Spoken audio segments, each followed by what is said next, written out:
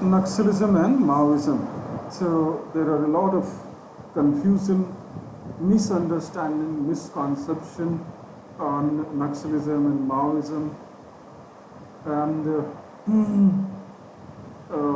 the limit of confusion is so great sometimes that often the enthusiastic students start justifying Naxalism and Maoism without understanding the factual context. It is not possible at the same time to support and believe in Constitution of India and also to support and believe in Maoism. That's not possible. So you can either respect Constitution of India, you can either support Constitution of India, or Naxalism and Maoism, both are not possible. If somebody believes that both are possible, that is the result only of ignorance or misunderstanding or misconception. Both cannot go hand in hand. It's impossible. So why sometimes even the educated people, there are educated people who know the facts and even then they support Naxalism, often they branded as urban Naxal, etc., etc. They are different kind of people who know very well all the factual details of Naxalism and still go on to support. And they also insist that it is constitutional. Impossible. It can be either constitution or Naxalism. Both. Naxalism is absolutely inconsistent with the basic spirit of what we call basic structure of Constitution of India, because Naxalism at present, Maoism. So at present, Naxalism officially is Maoism. How the journey has evolved from Naxalism to Maoism, that has to be understood. But the official name of Naxalism at present is Maoism. It was in 70s and 80s and till 90s or before 2004 that it was Naxalism. In 2004, what was Naxalism officially became Maoism. That doesn't mean that Naxalites did not know, did not have belief in Maoist ideology, but as an organization it was recreated as a Maoist organization, Communist Party of India, Maoist.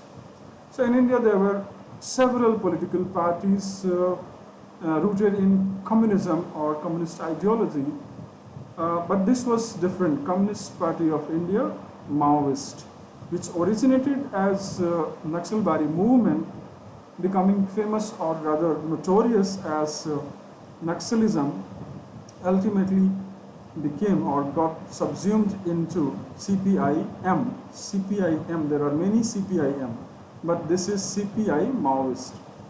We'll discuss it in detail.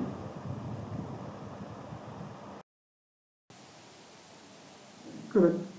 So, to build a factually clear concept about Maoism, we must be clear about some facts, and there are some important dates. So these dates are important. 1968, that was 68. That was the beginning of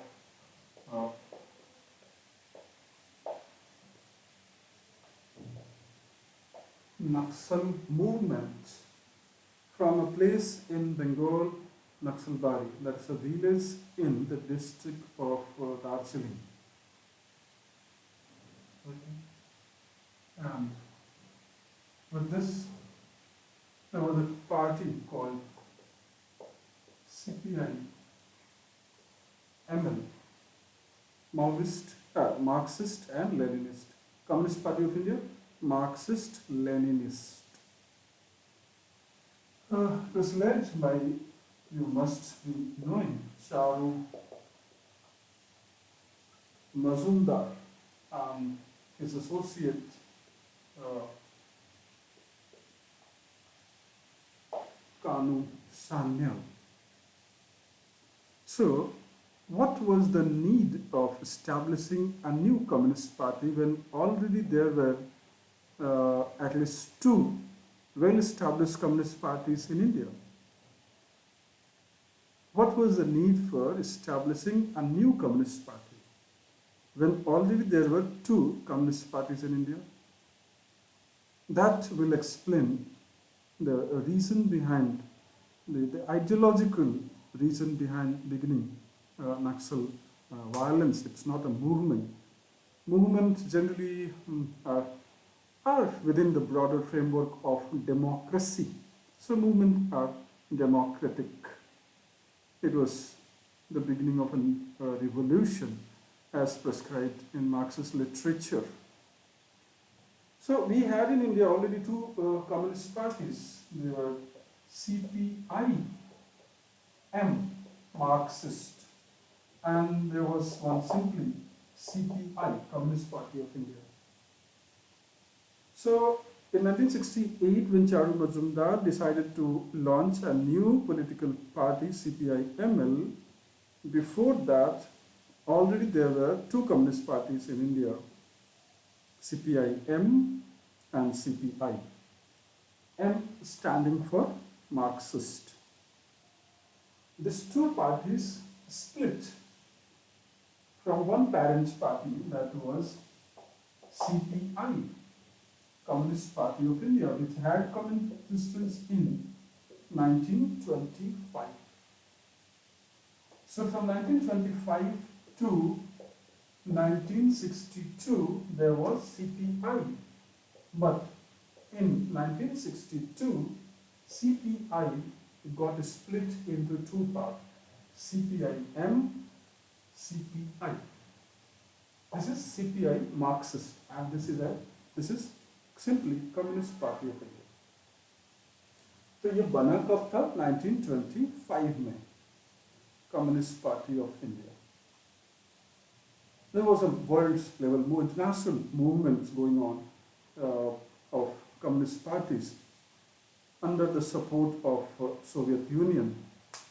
So it was from the support of Soviet Union that third world countries, mainly Asia and Latin America, they were getting the support from Soviet Union to establish their own communist parties under the financial support and training, everything coming from Soviet Russia, led at the time by Lenin. Lenin was the person who carried out, in reality, the revolution as dreamt of by Marx. However, it was not exactly a proletariat revolution as dreamt of by Marx. It was an armed revolution, mainly conducted by the army personnel. It was not as dreamt by Marx to be the revolution led by proletariat, means the industrial labor union. So unlike the dream or the idea of Marx, it was in Russia, it was army revolution. So the soldiers, Russian soldiers, were not satisfied with the Tsar and they carried out that revolution. Since it was an army revolution, that is why it ended in 1991. That's a separate chapter. We'll discuss sometime later the reason behind the Soviet revolution led by Lenin. But what we must know about Lenin is that he was the person who really led, not conducted, led, manipulatively led the first successful overthrow of Tsardom, or we can say that monarchy, in the name of, although as I said it was not a proletariat revolution, but in the name of proletariat. But it was not exactly proletariat revolution. Correct?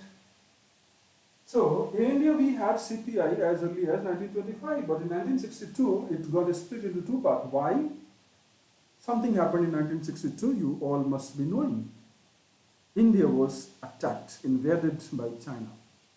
Everyone knows about it or not? Yes, that's a fact. India was invaded by China, 1962. We'll not go into the details of the reasons, but that's a fact that India was invaded. Between the factions of Communist Party of India, there were two types of views. So one group held the view that Indian Communist Party of India should accept the leadership of China as a communist leader. So there was a group of individuals within Communist Party of India which strongly held the view that Indian communism and Communist Party of India should accept China as the leader of international communism. On the contrary, there was another group which held the view equally strongly that Communist Party of India should accept the leadership of USSR. So this was the schism between the Communist Party of India itself for long. But in 1962 it became stronger and it came on surface when China invaded India. Even then, at that time, there was a group within Communist Party of India which insisted that Indian Communist Party should accept the leadership of Soviet Russia, but another group which held strongly the view that India should accept the leadership of China, and they held the view that instead of criticizing and attacking China or opposing China, we should remain silent, and remaining silent means that extending our support, moral support to China. So that is the hypocrisy of communism. I mean, it cannot be managed within the national framework. It is so international that there is no meaning of national interest for communists. And that led to the split in Communist Party of India. So the group which accepted that we should remain silent against China, and by remaining silent we should extend our moral support to China, which has invaded India, that group split from Communist Party of India and went on to form Communist Party of India, Marxist, CPIM. So CPIM faction was the faction which believed in the international leadership of communism under the leadership of China, which was officially known as PRC, People's Republic China.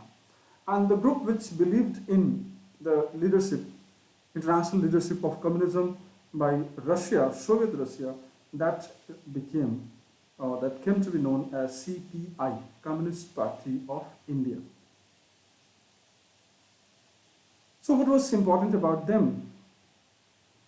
So even while accepting the democratic framework and electoral democracy, their long-term objective was to use the machinery of the state to weaken the bourgeoisie forces and to ultimately prepare the masses proletariat for conducting the revolution. But for the time being, we must accept the democracy and the constitution. But the idea is to use the democracy and the constitution to weaken the bourgeoisie's hold over the state and to eventually capture the state and use the machinery of the state for weakening bourgeoisie and strengthening proletariat. Bourgeoisie मतलब capitalist, proletariat मतलब industrial labor.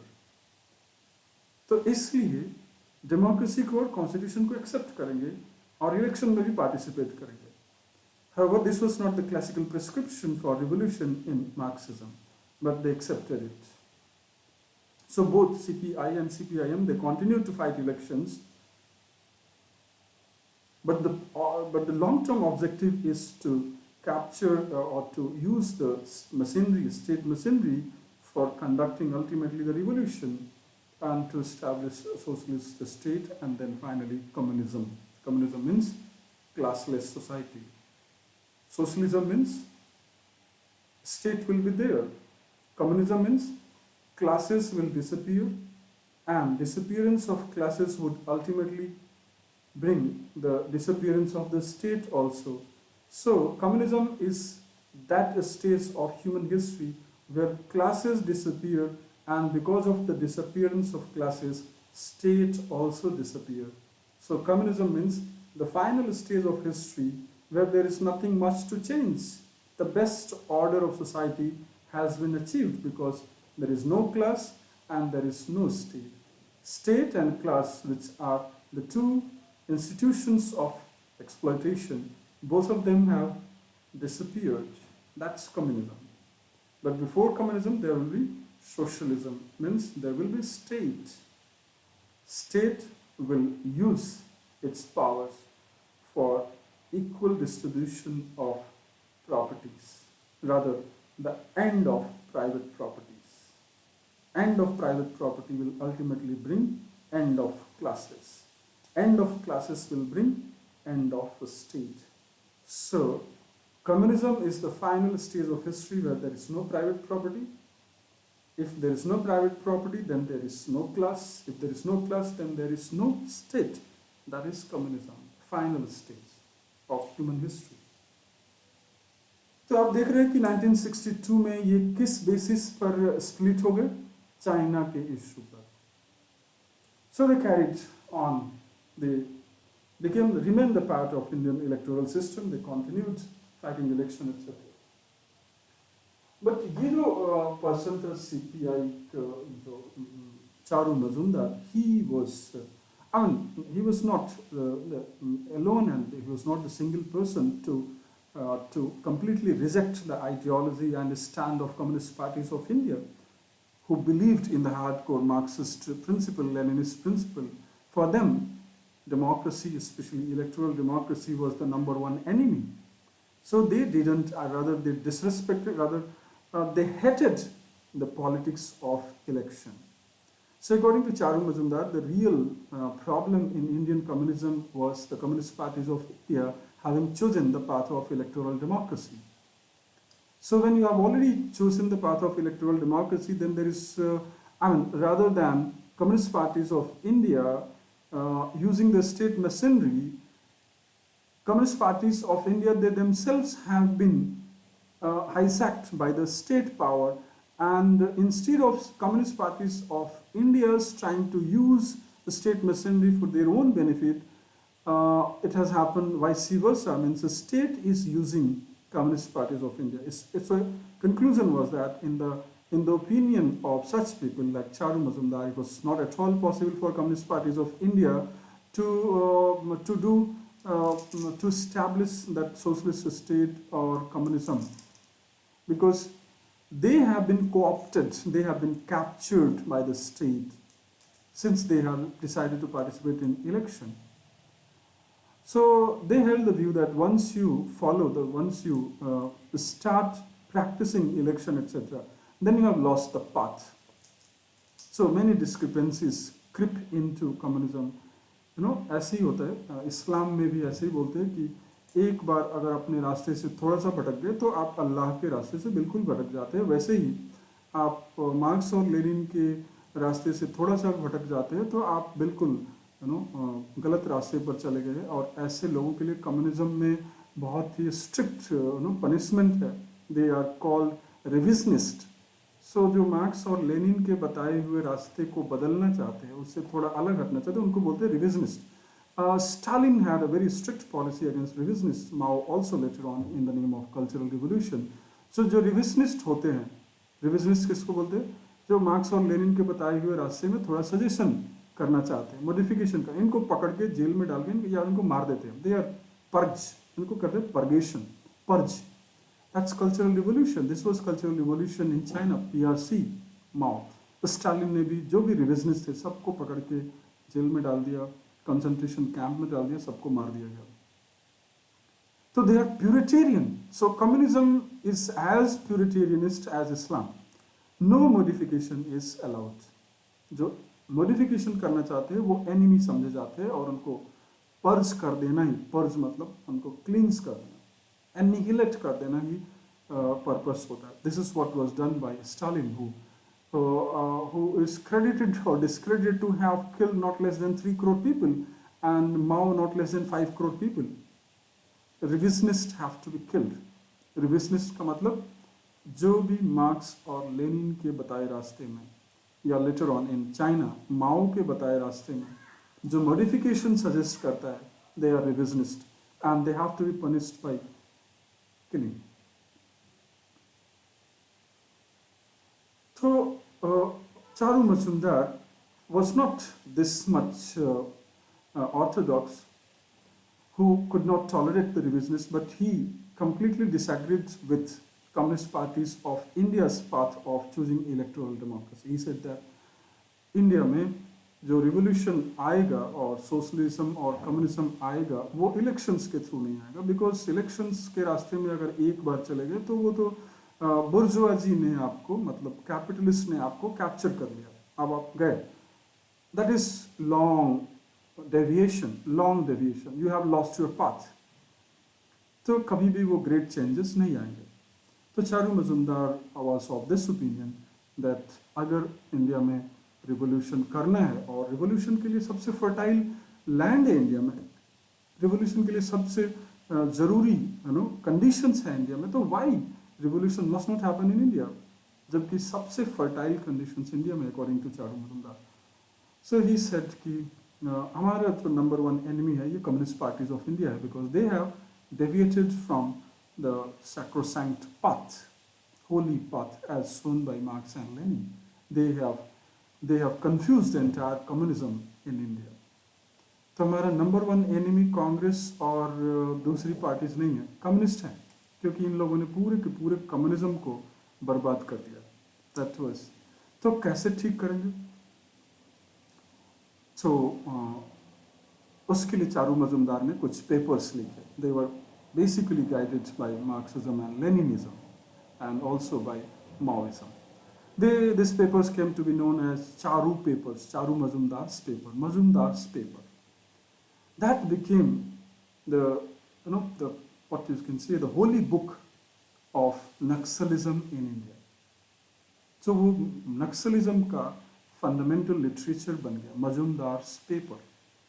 अब उस मजुमदार्स paper की जो main features थी वो ये थी कि हमको ये सीपीआई और सीपीआईएम वाले रास्ते में नहीं जाना है, वो भी हमारे एनिमी है. मतलब बंगाल में जो कम्युनिस्ट सरकार है वो हमारी नंबर वन एनिमी है. जो कम्युनिस्ट सरकार ही चल रही है वो हमारी एनिमी है, हमको पहले इसको ख़त्म करना है. दूसरा कि who will lead this movement? So the landless labourers who are working on the lands of land holders, land owners. So they will be made aware of their rights. तो जितने लैंडलेस लोग हैं उनको पहले आइडियोलॉजी के बारे में बताएंगे. What is ideology? They are the real owner of the lands. This lands belongs to them. जो लैंड ओनर्स है उन्होंने, they are the enemy, उन्होंने कैप्चर किया है आपके लैंड को. They are the invaders. So this is how the seeds of class struggle has to be planted in the minds of landless laborers, agricultural laborers. Second stage में उनको gun देंगे, arms उनको weaponise करेंगे. And third stage में जो land owners की land है उसको कैप्चर करेंगे. फोर्थ स्टेज में ये सारी लैंड कलेक्टिवली लैंडलेस लेबरर्स के बीच में उसको डिस्ट्रीब्यूट कर देंगे. And in the end fifth stage में हम रूरल एरिया से सिटी एरिया की ओर माइक. This was Maoist principle from countryside to countrywide. This was Maoist principle. So from countryside means rural area से, जब rural area में capture complete हो गया then we will spread to cities. From countryside to countrywide. So rural area से बढ़ते बढ़ते urban area में बढ़ेंगे ऐसे. और वायलेंस करना ज़रूरी होगा. मार्क्स ने बोला था कि without violence revolution is not possible. Violence is the midwife of revolution.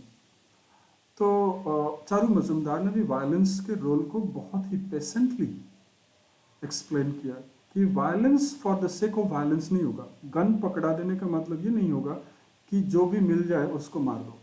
Gun is an instrument to increase the revolutionary. Gun is not for killing indiscriminately. जहाँ किल करना होगा वहाँ किल भी, but You must know what is the purpose of killing. Purpose of killing is not to take the personal revenge. The purpose of killing is to increase the level of consciousness of revolution amongst your followers. मतलब gun आपने लिया वो एक symbol है, but आपका target क्या है कि जितना ज़्यादा से ज़्यादा लोगों के बीच में ये कॉन्शियसनेस फैला सके कि you are not doing anything wrong. You are holding the gun, and this gun is the instrument of justice. So gun is the symbol of justice. Gun is not for the purpose of seeking personal revenge.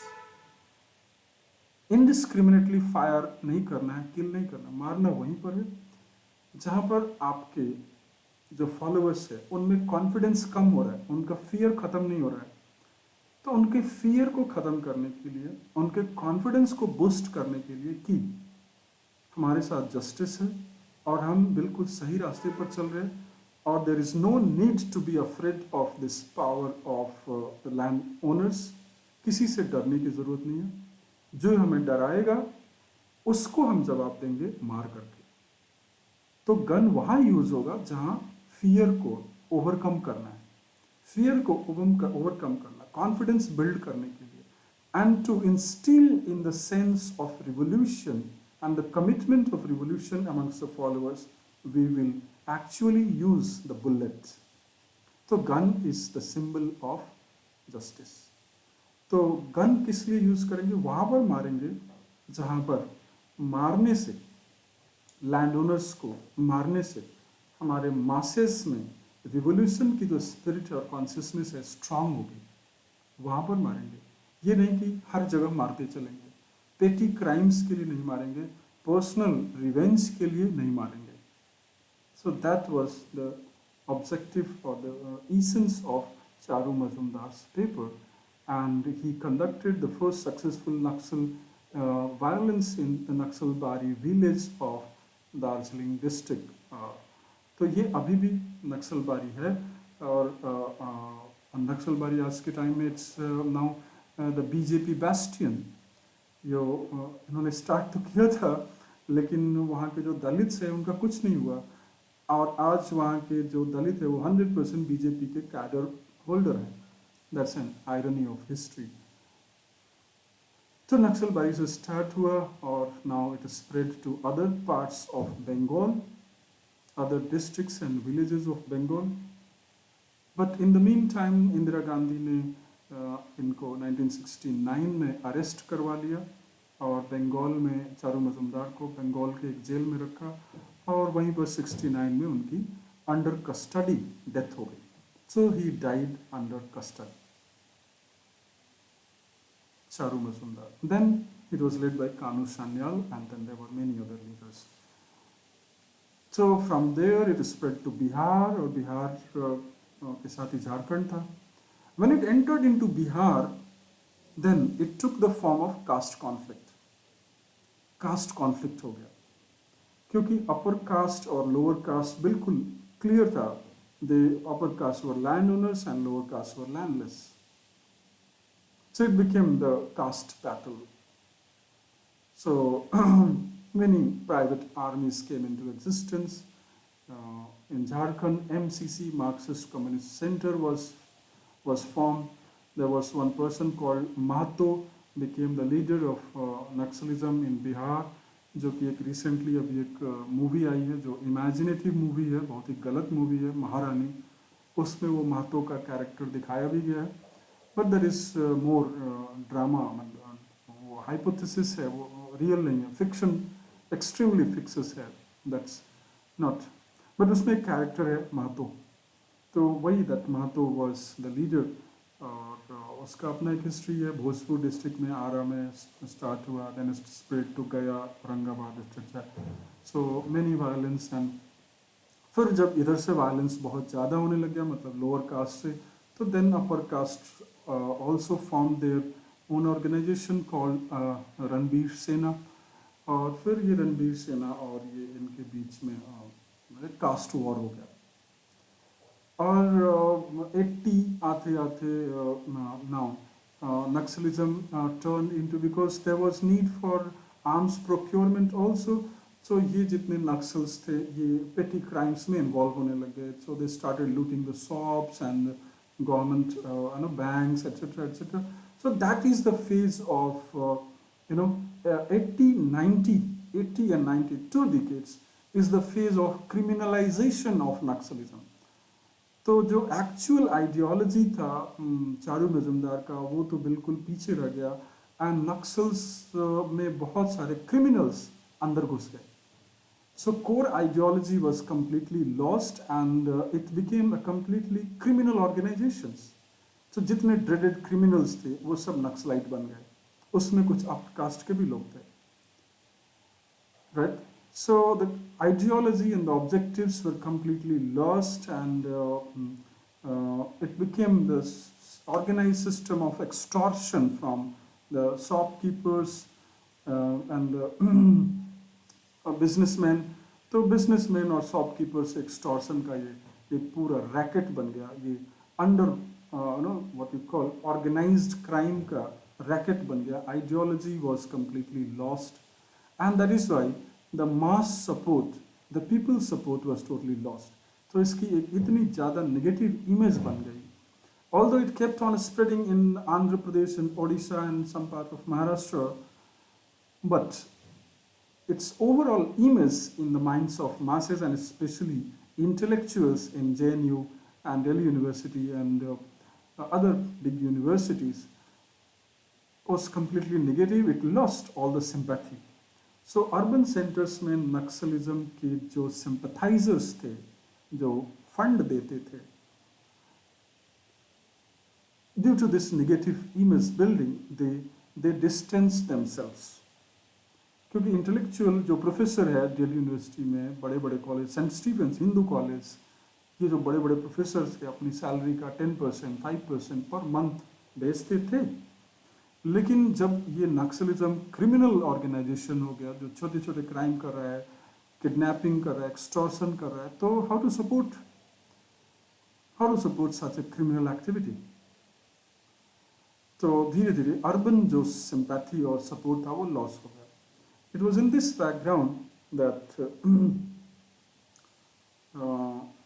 there were some intellectuals in Hyderabad Central University, JNU, Delhi University. They were always in touch and they realized the importance of such a movement. When NDA government was in power in Delhi, so for the first time policy was adopted, disinvestment policy. First time, disinvestment department was converted into disinvestment ministry and the targets for disinvestment privatization were increased annually. And tribal areas में, उड़ीसा में और छत्तीसगढ़ में बहुत सारे जो mines थे, they were being given to foreign companies. तो इस बैकग्राउंड में ये जो अर्बन प्रोफेसर हैं JNU में, इन लोगों ने इसको अपोज करना स्टार्ट किया कि प्राइवेट और उसमें भी फॉरेन कंपनीज को हमारे माइंस सेल कर रहे हैं, डिसइन्वेस्ट कर रहा है PSUs को. सो PSU के डिसइन्वेस्टमेंट को प्राइवेटाइजेशन एक्सेट्रा गाली देना शुरू किया. सब गलत और झूठ, लेकिन ऐसा हुआ. तो इन लोगों ने फिर से plan, this is the right time to consolidate and to rebuild the ideology based communist party, a new communist party, to launch a new version of Naxalism, now this time to be based on ideology. So they held communication amongst themselves, and finally in 2004, after 10 years of long debate and discussion, finally in 2004, this university professors, they succeeded in bringing all factions and splinter groups of Naxalites. By that time there were 12 splinter groups. Bengal का अपना group था, बिहार और झारखंड का अपना group था, उड़ीसा का अपना group था, आंध्र प्रदेश, छत्तीसगढ़, सब अलग अलग ग्रुप्स थे. बट ये जो यूनिवर्सिटी के प्रोफेसर्स थे, under their leadership, all groups of Naxalites which had lost the mass support and had earned a notoriety, means bad name for themselves, they agreed. So these professors led the coming together of all the splintered groups. They held the meetings in Bastar and they formed a committee called Dandakaranya, and they decided to form an independent government of Dandakaranya.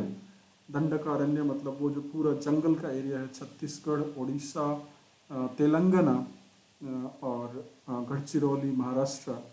They declared it as an independent free zone of India. That was almost 1/3 of India. तो एक constitution लिखा उन लोगों ने. सो उसमें जो constitution लिखने वाले लोग थे उसमें हैदराबाद यूनिवर्सिटी के, सेंट्रल यूनिवर्सिटी के प्रोफेसर्स थे. लिटरेचर मेनली तेलुगु लिटरेचर का कोई प्रोफेसर है, कोई इंग्लिश लिटरेचर का प्रोफेसर है, हिस्ट्री का प्रोफेसर है. इन सबों ने मिल करके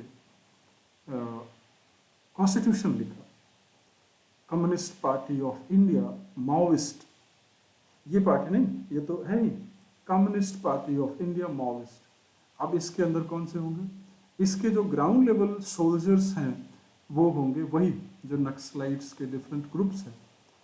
So they will be the ground level soldiers, but there will be a central committee, and the central committee will operate like communists always had the system of Politburo. So this Politburo, central committee, will comprise of the intellectual leaders, and they are university professors, कोई doctors भी हैं, but they're mainly professors. JNU, Delhi University, different Jadavpur University, many universities from Bengal. So under their leadership, Communist Party of India Maoist was established with central committee and ground level workers, area commanders, under each area commander one army. और they took the guarantee of fund. They said हम 80% fund हम ले आएंगे. कहाँ से ले आएंगे? ये यूनिवर्सिटी प्रोफेसर अर्बन एरिया से आएंगे. यही urban Naxal. So urban Naxal is not a fiction, that's a reality. 2004 में ये जो communist party of India Maoist बन रहे हैं, कहाँ से बन रहे हैं? अर्बन एरिया से बन रहे हैं.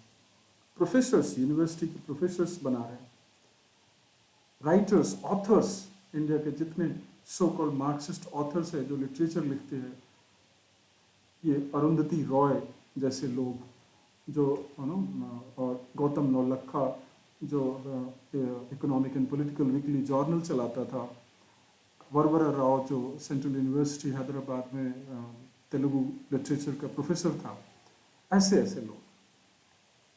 तो इनके लीडरशिप में रिवाइवल हुआ नक्सलिज्म को. अब उसको नक्सलिज्म नहीं, Naxalism had become a bad name, so that name was also dropped. They said we will form a political party, CPIM. उसका कॉन्स्टिट्यूशन लिखा, बट उसके कॉन्स्टिट्यूशन के प्रियम्बल में ये लिखा है कि हमारा पर्पस है, our purpose objective is to overthrow the Constitution of India, which aims at establishing an imperialist state in the Indian subcontinent. So to overthrow the Constitution of India and overthrow the state of India, which is an imperialist state. This is very important. India क्या है? Imperialist state है. Constitution of India क्या है? Imperialist state को legitimize करने वाला document है. इसको overthrow करके true people's democracy establish करेंगे. True people's democracy इंडिया में establish करेंगे, which comprises of Indian nationalities. So each state comprises of nationality. जो कश्मीर का अपना nationality है, but they will come together. But they have the power to separate if they want to. So ये constitution लिखा, but ये constitution लिखने के थोड़े ही दिनों बाद 6 months में ये unconstitutional declare करते, ban कर, गवर्नमेंट ऑफ इंडिया ने इसको बैन कर दिया. But the organization was very much in place. Now all splintered Naxal groups were renamed, rebranded, new ideology, new organizational setup, new organizational enthusiasm, huge flow of funds flowing from urban areas to Dandakaranya, and armies started expanding. They established within 5 years, they went on to establish an army of 30,000, and it kept on increasing. By 2005-06, it had 60,000 foot soldiers, और उसके अलावे 10,000 का एक reserved army. And that is why the then Prime Minister Manmohan Singh went on to say that Naxalism, Maoism is, rather they choose a sophisticated word they call left-wing extremism. That's a bureaucratic term for the deadlier Naxalism or Maoism. So bureaucracy decided to drop the term Naxalism and Maoism. Instead, they chose the term left-wing extremism, and Manmohan Singh said, "This is left-wing extremism is India's greatest internal security threat." उसका reason ये था कि इनके पास 50,000 60,000 की तो standing army थी और 10,000 की एक रिजर्व्ड आर्मी थी, और उनके पास 80% जो वेपन थे, that's the shocking thing, 80% their weapon were far more advanced than what Indian police had. Indian police के पास जो वेपन है वो 1930s और 35 के वेपन है, और इनके पास जो वेपन है वो AK-47 AK-56 है, हैंड ग्रेनेड है, and the worst thing is the deadliest is IED, improvised what you call explosive device, IED. This was the time when Naxals had been funded to have contact and training programs with LITTE, Tamil Nadu का श्रीलंका का जो LITTE था उसके साथ उनका training exchange programme था, तो वहाँ से इन लोगों ने सीखा था how to develop IEDs, improvised explosive devices. ये इनके सबसे deadly weapons थे. This is how they started killing large number of our police personnel and then some other civilians also. IEDs. So बहुत ही deadlier हो गए. As I said, 80% of their weapon was AK-47 and AK-56 or IED और satellite phones जिसको track भी नहीं कर सकते, जिसका movement tapping was so difficult. So equipped with this kind of technologically advanced weapons and equipments, now their morale and their courage was on clouds 9. They were looking like indomitable, incorrigible, and indefatigable. So it was in this context that the Prime Minister went on to say this is the greatest internal security threat, and rightly so. So ये हो गया 2006-07 तक, तो ये इतना powerful हो गया. आप समझ रहे कि जो नक्सलिज्म था, now it became a revolutionary movement, now this time on the principles of Mao. So exactly ये Mao इसलिए था कि they said, जो इसके ideologues थे, कि India deserves to have a Maoist revolution, not exactly a Leninist revolution. So India में जो socio-political condition है वो Maoist revolution के ज़्यादा करीब है rather than Leninist revolution के. क्यों? क्योंकि माओ ने फार्मर्स, जो पेटी फार्मर्स है, उनकी ताकत से रिवोल्यूशन किया था. तो इंडिया में भी जो रिवोल्यूशन होगा वो फार्मर्स, जो स्मॉलर फार्मर्स हैं, मेनली लैंडलेस फार्मर्स है, या जो मार्जिनल फार्मर्स है, उनकी ताकत से. So that is going to be the backbone of India's revolution. So India में जो सोशियो इकोनॉमिक पॉलिटिकल कंडीशन है, they are more akin to, more similar to Maoist revolution rather than Leninist revolution. तो इसका purpose था कि Indian जो farmers है इनको माओइस्ट रिवोल्यूशन के लिए तैयार करना. माओइस्ट रिवोल्यूशन का फॉर्मूला क्या था? जैसे मैंने बताया, from countryside to countrywide, धीरे धीरे धीरे धीरे रूरल एरिया को कैप्चर करेंगे और उसके बाद धीरे धीरे अर्बन सेंटर्स की तरफ बढ़ते जाएंगे. And Mao has also very famously said that the fishes live in, हमको हमारे जो सोल्जर्स हैं उनको कैसे काम करना है, the way the fishes survive in the ponds, waters of ponds, वैसे ही हमारे सोल्जर्स को कंट्री साइड कंट्री वाइड जाना है. इसका मतलब कि the pond of poverty, backwardness is the fertile ground for the growth of Maoism. तो जितनी गरीबी है वो क्या है? पॉन्ड है. तो गरीब लोगों के बीच में, लैंडलेस लोगों के बीच में हमको फैल जाना है और उनके बीच में अपने को एक्सपैंड करना है. धीरे धीरे सबको गन पकड़ाना है, और गन पकड़ाते पकड़ाते हमारे पास एक 40-50 लाख की आर्मी हो जाएगी। फिर हम धीरे धीरे रूरल एरिया से अर्बन एरिया की तरफ बढ़ेंगे। और एग्जैक्टली ऐसे ही माओ ने चाइना में रिवॉल्यूशन किया था। ठीक है, सो दैट इज द प्लान। अब इस प्लान की जो स्पेसिफिक जो जो प्रोग्राम्स है वो ये है कि हमको कैसे बढ़ना, कंट्री साइड से कंट्री वाइड जाना है। कंट्री साइड क्या है? Poverty, backwardness. तो जब डेवलपमेंट होने लगेगा तब तो नक्सलाइट्स के लिए, माओइस्ट के लिए सर्वाइव करना मुश्किल हो जाएगा। So our target is not to allow the development of roads, that is the harbinger of development. Roads अगर बन जाएगा तब तो पुलिस आ जाएगी। So to destroy the police station, to destroy a block, to destroy the buildings, to destroy the schools, to destroy the hospitals, because if hospital come, then the people who have shielded us, ponds है ना, हम मछली हैं, मतलब Naxalites कौन है? मछली। कहाँ रहता है? पॉन्ड्स में रहता है। पॉन्ड्स क्या है? गरीब, जंगल में रहने वाले लोग। तो वो जब तक गरीब है, जब तक पिछड़े हुए, जब तक इलिटरेट है, तभी तक हम बचे हुए हैं। So they are our shield. So poorer the people, stronger our shield.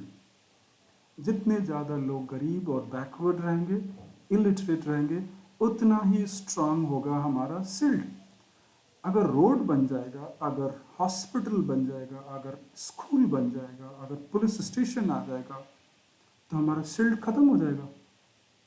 This people will turn loyal to the police, schools, and ultimately to government and politicians. Then our entire shield will be exposed and our ideological legitimacy will be lost. That is why our number one target is to destroy road, to destroy all means of communication, to destroy hospitals and all developmental works, by telling the people that these are the instruments of exploitation by bourgeoisie. तो hospital क्या है? बोर्जुआजी है। School बोर्जुआजी है। Roads बोर्जुआजी है। This is how a myth of exploitation and extortion is built by the cadres of Naxal Maoist amongst the illiterate people of jungles who have not seen much in their life, barely educated, not in at all in a position to make their own conclusions and opinion. So whatever is told to them, whatever they are forced to know, they know it, and that's why they are always maintained as hostage by the Naxalites, and so that they should not come into touch and contact and communication with the police and the civil services. So number one target इसकी development नहीं होने देना है, क्योंकि development, under development and backwardness and poverty and suffering, यही तो हमारा सबसे बड़ा शिल्ड है। अगर ये शिल्ड खत्म हो जाएगा तो कंट्री साइड से कंट्री वाइड कैसे जाएंगे? तो रोड नहीं बनने देना है। रोड बनेगा तो उसको एक्सप्लोसिव लगा के ब्लास्ट कर देना है। मोबाइल टावर लगेगा तो उड़ा देना है। हॉस्पिटल्स, पीएचसी उड़ा देना है। स्कूल्स उड़ा देना है। जो भी पुलिस की बात सुनता है उसको मार देना है। सो ना डेवलपमेंट होगा और ना मतलब this people will remain backward, so that they will continue to work as our shield. अब कुछ लोग इस बात को नहीं समझते। कुछ लोगों के लिए डाइजेस्टेबल ही नहीं है कि Naxalites are anti people and anti development. So some people can not digest this fact. उनको लगता है कि नहीं नहीं, इनके साथ बहुत इनजस्टिस हुआ है। What injustice? ये इनजस्टिस हुआ है कि वहां पर इंडस्ट्री लग रही है। इंडस्ट्री नहीं लगेगी तो आप पॉवर्टी का रोना रोएंगे, बैकवर्डनेस का रोना रोएंगे। पॉवर्टी, बैकवर्डनेस को दूर करने के लिए इंडस्ट्री होना चाहिए कि नहीं होना चाहिए? Yes, we must accept that there is environmental cost, but entire human life is about a compromise between environment, natural setting, and economic development. You have such an explosive population which is crying for bread and butter and life health and education, and you will not allow industrialization. So people will die. So industrialization has to happen. We can make a balance between environmental protection, their culture, everything can be, so we can reach a consensus by which we can ensure the balance between the environment, the tribal culture, and development, industrialization. So, wisdom lies in making a balance between environmental protection, tribal cultural protection, land rights or whatever rights they are demanding. But the land right cannot be given to the extent that entire jungle should belong to the tribal population. How is it possible? Can we give the entire jungle of Chhattisgarh and Gadchiroli to the people living there? Is it possible? So it means that there will be nations within nation. So what is the jurisdiction of Government of India? What is the jurisdiction of Chhattisgarh government? That forest doesn't belong to the government. No industrialization should take place. So you have this much population, and this population can be fed only through, there has to be a balance between environmental sustainability and industrialization. So it is possible, very much possible, to protect the tribal culture also. But tribal culture की वजह से वहाँ पर poverty को तो maintain नहीं कर सकते. So some people like this Arundhati Roy they suggest कि ये जितने बॉक्साइट एंड के जो माइंस है ये सब के ऊपर ट्राइबल लोगों का राइट होना चाहिए. ऐसा कैसे होगा? There is madness.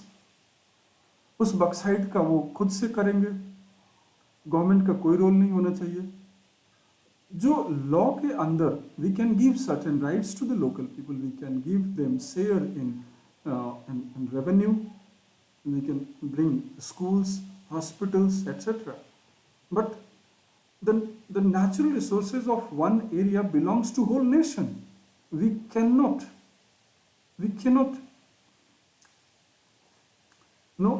what to say, we cannot fragment the natural resources. That will lead to the loss of economy of scale and scope. तो जो natural resources है वो natural resources है, उनका national use होगा, सबका शेयर होगा. So ultimately the people everywhere, जहाँ दिल्ली में सबसे ज़्यादा पर कैपिटा इनकम अगर है, गोवा में है, चंडीगढ़ में, तो क्या इसलिए है कि वो बक्साइट के माइंस के ओनर हैं? Can we accept this, that the people in Delhi, Gujarat or Maharashtra, Mumbai, if they have highest per capita income, is it because they all are the owner of mines and minerals? Africa में तो सबसे ज़्यादा minerals है, लेकिन सबसे ज़्यादा poor लोग रहते हैं. So there is no connection between ownership of minerals and living standard. It doesn't mean that if you are sitting on the gold mine you can become, you can have all the human facilities. You cannot become civilized. Otherwise, Africa undoubtedly is the world's richest mining continent, mineral continent. तो Africa में तो सबसे ज़्यादा अमीर लोग होने चाहिए, per capita income सबसे ज़्यादा होना चाहिए, लिविंग स्टैंडर्ड सबसे ज़्यादा होना चाहिए.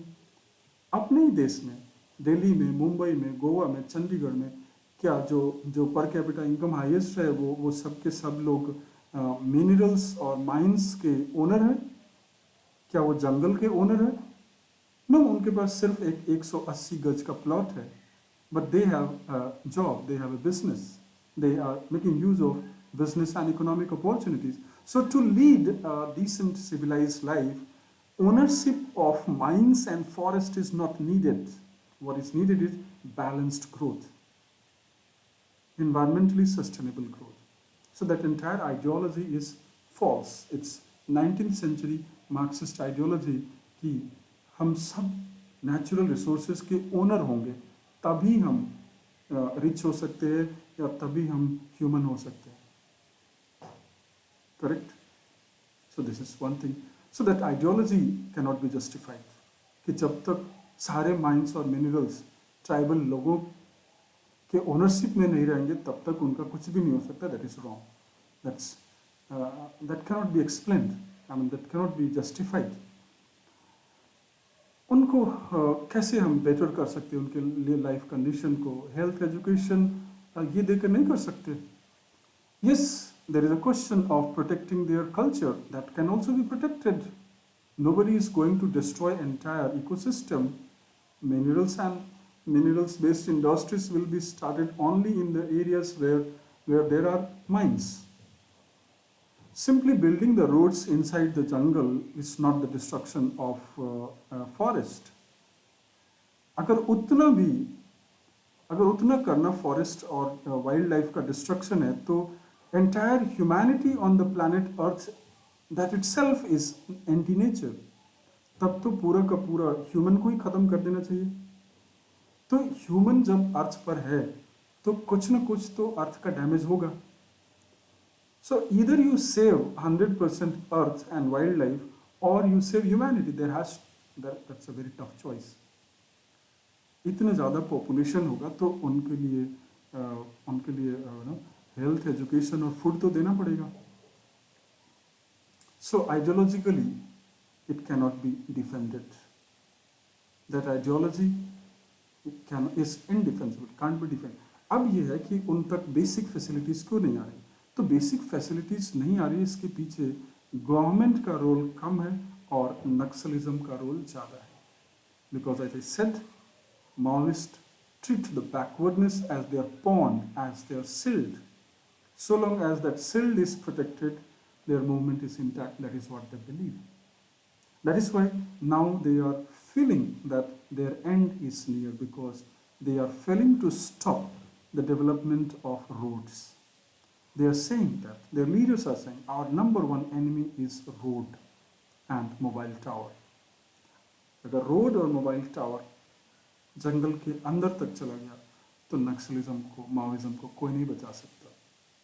सो in various interviews the leaders are accepting that हमारा सबसे बड़ा जो एग्जिस्टेंशियल एनिमी है वो रोड्स हैं, वो सब्सिडाइज्ड फूड है, वो जो एजुकेशनल इंस्टीट्यूशंस बन रहे हैं वो है, और finally means of communication, internet etcetera. ये अगर फैल गया तो नक्सलिज्म नहीं बच पाएगा क्योंकि वही उनका पॉन्ड था. अब उनका पॉन्ड ही खत्म था. Government of India as early as 2005 Manmohan Singh के टाइम में एक बहुत हाई लेवल कमेटी बनाया था under the leadership of CRPF, BSF, DGP Prakash Singh. तो प्रकाश सिंह ने बोला था कि Maoism has to be ended in its own way. तो माओ ने बोला था कि we are the fishes and our survival depends on the survival of ponds. तो ponds में जितना पानी बचा रहेगा उतनी ज़्यादा फिशेस बची रहेंगी. प्रकाश सिंह ने बोला कि our strategy to end Maoism should be guided by counter Maoism and that is हम ponds में जो वाटर है उसको ख़त्म कर देंगे तो जो फिशेस है वो अपने आप ख़त्म हो जाएंगे. अब वो पॉन्ड में जो वाटर है वो किस चीज़ का वाटर है? वो पॉन्ड में जो वाटर है वो बैकवर्डनेस का वाटर है, इलिटरेसी का वाटर है, इग्नोरेंस का वाटर है, पॉवर्टी का वाटर है, लॉलेसनेस का, absence of law and order का वाटर है.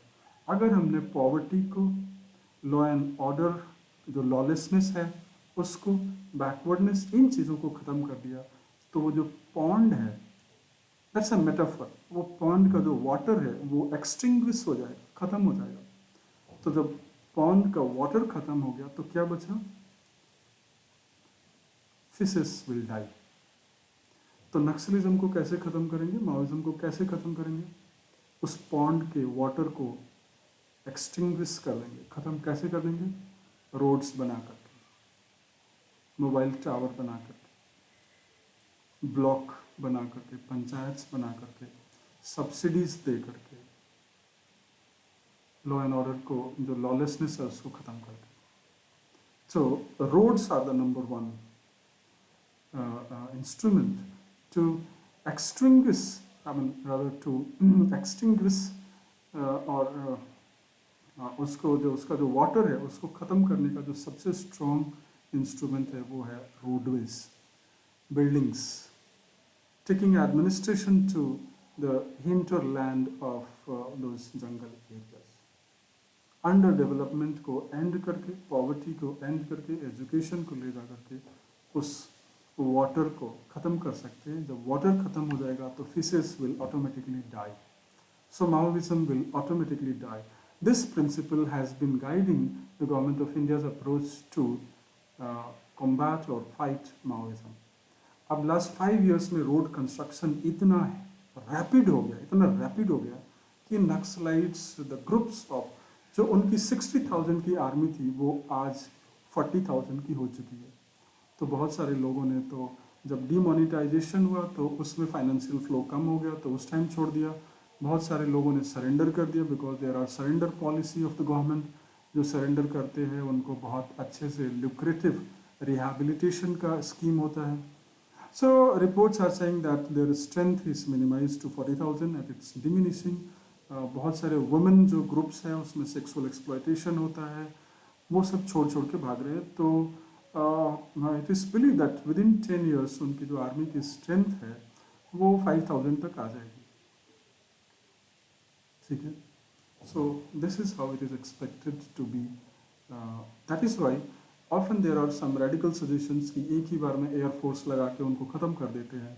लेकिन ऐसा नहीं करते हैं कि पॉलिसी यही है कि डेवलपमेंट के थ्रू उस पॉन्ड के वाटर को एक्सटिंग्विश करेंगे so that the Maoist should who are fishes should die और ऑटोमेटिकली. ठीक है. अदरवाइज आर्मी को और एयरफोर्स को अगर यूज़ करें तो बिल्कुल ख़त्म कर सकते हैं, लेकिन वो नहीं करते हैं. अब ये बताइए कि इसमें नक्सलिज्म को, माओइज्म को कौन से पॉइंट पर कैसे डिफेंड किया जा सकता है. इसलिए कि कुछ पॉलिटिशियन गलत है इसलिए हम बिल्कुल जो कॉन्स्टिट्यूशन के अगेंस्ट है उसको सपोर्ट करेंगे. हमारे पॉलिटिकल सिस्टम में अगर कोई प्रॉब्लम है तो उसका सोल्यूशन यहाँ खोजेंगे. Let us go for electoral reforms. Let us go for political reforms. Let us go for legal reform. So solutions should be searched or explored within the constitution of India rather than extra constitution. So if somebody says that there are problems in present politics, present political dispensation, and that's why I have sympathy for Naxalite, that's not the right way. That's against constitutional morality. Constitutional morality is nowhere written in constitution, लेकिन कम से कम आप violence को कैसे support कर सकते हैं. Movement has to be there, protest हो सकता है लेकिन वायलेंस तो नहीं हो सकता. Solutions have to be search within the constitutional framework, legal framework, and that is let us reform politics. Politics में चाहे जितनी भी गंदगी हो, चाहे जितने करप्शन हो, चाहे जितने क्रिमिनल्स हो, वैसे क्रिमिनल्स भी बहुत कम होते जा रहे हैं. तो instead of reforming politics you take an extreme view कि मैं तो नक्सल हो जाऊंगा या नक्सल को सपोर्ट करूंगा. This is cowardness. It means that you do not have the calibre to change the way politics is done in India. It means that you are such a coward person that you can't support the fair means and fair processes. Right? तो अगर reform करना है तो politics को reform करो. अब कुछ लोग ये मान रहे हैं कि पॉलिटिक्स कभी रिफॉर्म ही नहीं हो सकती. That is cowardness, that is born out of ignorance. बहुत टाइम में क्या होता है ना, जो कावर्डनेस होती है, कावर्डनेस का मतलब कुछ लोग बहुत एक्सट्रीम ले लेते हैं. जो बहुत एक्सट्रीमिस्ट टाइप के लोग होते हैं बहुत कावर्ड होते हैं. That there is relation between extremist and coward. जो कावर्ड है उसको ये नहीं पता है कि करेक्शन करने का सही तरीका क्या है. That ignorance leads to cowardness and cowardness leads to extremism. It means that the person doesn't know the right path. Right? Constitution, democracy and law, that tells you the right path, how to bring about changes. Election, politics, reform the politics, join the politics. अगर वो भी नहीं कर सकते तो opinion formation तो कर सकते हैं, प्रेशर तो बिल्ड कर सकते हैं, बुक्स लिख सकते हैं रिफॉर्म के लिए, but supporting Naxalism, when especially you have read the constitution, when you know the law, when you know the system, उसके बाद भी नक्सलिज्म को सपोर्ट कर रहे हैं तो इसका मतलब है कि गलत सिस्टम को सपोर्ट कर रहे हैं. The way out is reform in politics. That is possible. There is no need to be Arundhati Roy, who doesn't know even ABC of the system, the constitution. Romanticism देखा है कि violence से ठीक कर देंगे. That's poetry. होगा कुछ नहीं.